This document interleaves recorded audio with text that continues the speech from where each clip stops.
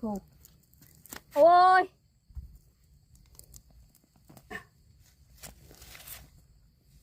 พอสิตายอยู่แบบนี้นะเพื่อจะได้เงินเบิ่นเนาะสบายเนาะเฮ็ดงานเพื่อจะได้เงินเขาคือก็บ่น้อยแล้วบ่น้อยกับพาไม้ลูกติ่งเพื่อจะได้เงินเขา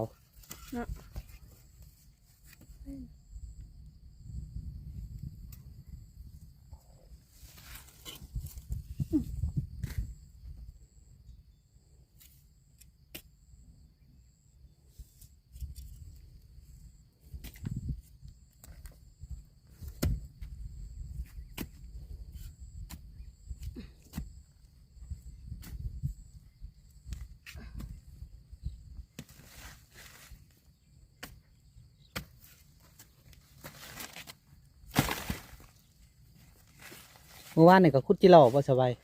เมื่อวานนี้ไม่ได้ไล่เมื่อวานนี้ได้กิโล100เดียว ขุด ตอนแรกได้40,000มื้อนี้สิได้อยู่80มื้อนี้เนาะคัน100ละ100คือตอนนั้นนะค่อยขุดได้มือละ500 บาทถูก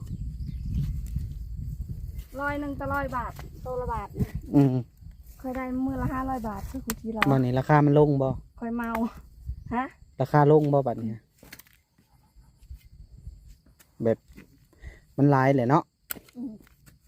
ว่ากิโลไล่ลิแถวแบบพอเบิกแถวนี้นั่นแล้วมันบ่มีมองอยู่มันออกไปอยู่แค่นั้นนะแค่ปลานะไม่ว่ารถไอคันนะ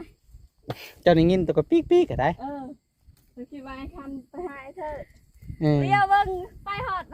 อันนั้นเรียกเบิ้งก็ยังว่าไอคันอยู่คือไอ้คันขนาดสัตว์เนาะโอ้ย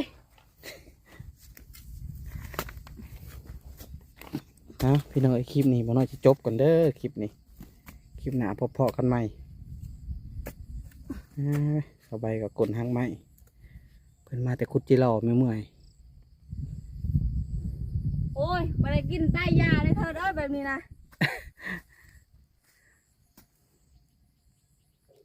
ป้อแน่นอะไรเนาะสบายเนาะโอเคพี่น้องเอ้ยจะได้ก็ขอบใจพี่น้องเด้อทุกคนที่เข้ามากดไลค์กดแชร์กดติดตามซ่องบ่าวน้อยบ้านนาก็ขอให้พ่อแม่ทุกคนจงมีสุขภาพเข้มแข็งพี่น้องเอ้ยคลิปนี้ก็สิขอจบกันเด้อ